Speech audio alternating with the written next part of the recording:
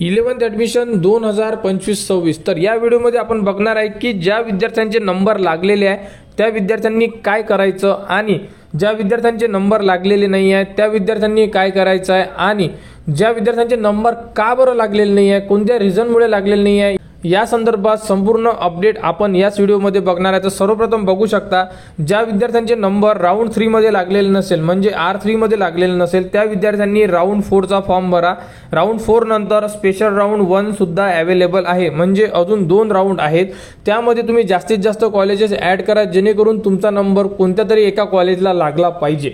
तर ज्यांचे नंबर लागलेले नाही आहेत ते विद्यार्थी या प्रकारे त्यांचा नेक्स्ट 2 राऊंड आहेत त्यामध्ये ट्राय करू शकतात. नेक्स्ट की तुमचा नंबर का बरं लागलेला नाही आहे, तुम्ही जे कॉलेज टाकलेले आहे त्यामध्ये जागा नव्हत्या किंवा कोणता इश्यू होता या संदर्भात सुद्धा आपण आता लॉग इन करून चेक करणार आहे. आणि ज्या विद्यार्थ्यांचे नंबर लागलेले आहेत ते विद्यार्थी प्रोसीड फॉर ॲडमिशनला क्लिक करू शकतात.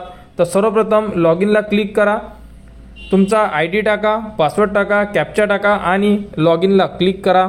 लॉग इन केल्यानंतर तुम्ही बघू शकता अशा प्रकारे संपूर्ण तुम्हाला डॅशबोर्डचं ऑप्शन येणार. यामध्ये तुम्ही जर सर्वात खाली आले तर यामध्ये तुम्हाला एक ऑप्शन दिलं आहे ते म्हणजे कॅप ॲडमिशन. तर कॅप ॲडमिशनला क्लिक करा.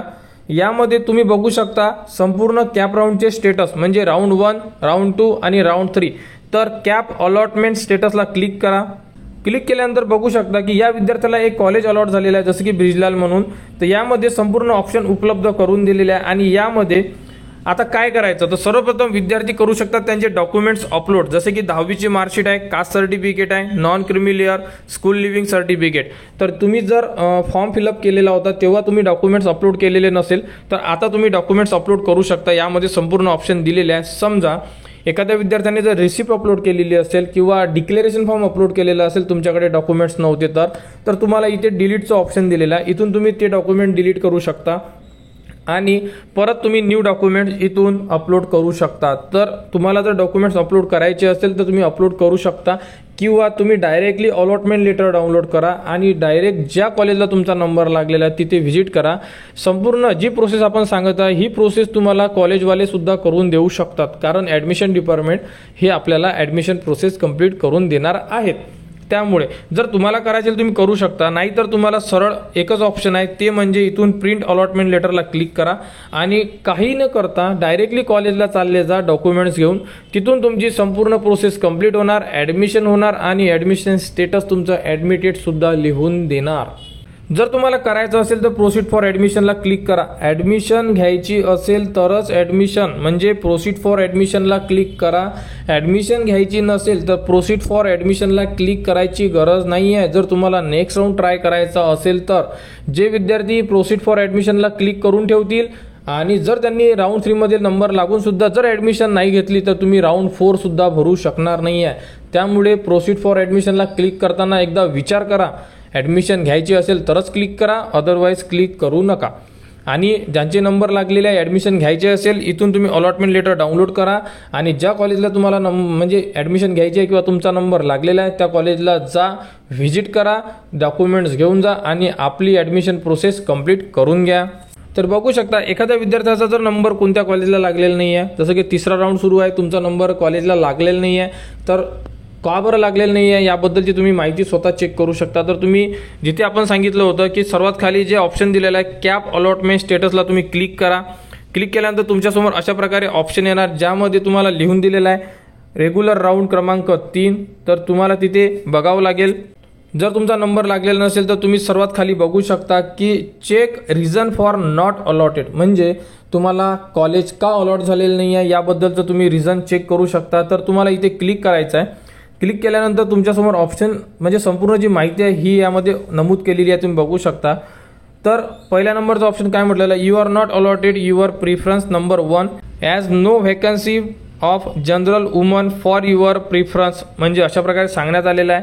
त्यानंतर यामध्ये संपूर्ण माहिती दिलेली आहे की तुमचा नंबर का बरं अलॉट झालेला नाही आहे, 1 नंबरचं कॉलेज तुम्हाला का नाही मिळालं, 2 नंबरचं कॉलेज तुम्हाला का बरं मिळालेलं नाही आहे, यामध्ये संपूर्ण माहिती दिलेली आहे. तर तुम्ही सुद्धा चेक करा जेणेकरून तुम्हाला 4था राऊंड भरत असताना संपूर्ण आताच क्लिअर होणार की त्या कॉलेजला जागा आहे किंवा नाही आहे किंवा त्या कॉलेजचा कट ऑफ किती आहे. जसं यामध्ये सांगण्यात आलेलं आहे की जेही प्युअर जागा होत्या जनरलच्या त्या जागा 336 मार्क्सवर क्लोज झालेल्या आहे. तर तुम्हाला मार्क्स किती आहे या प्रकारे तुम्ही संपूर्ण माहिती चेक करू शकता. Check reason for not allotted या ऑप्शनला क्लिक करून.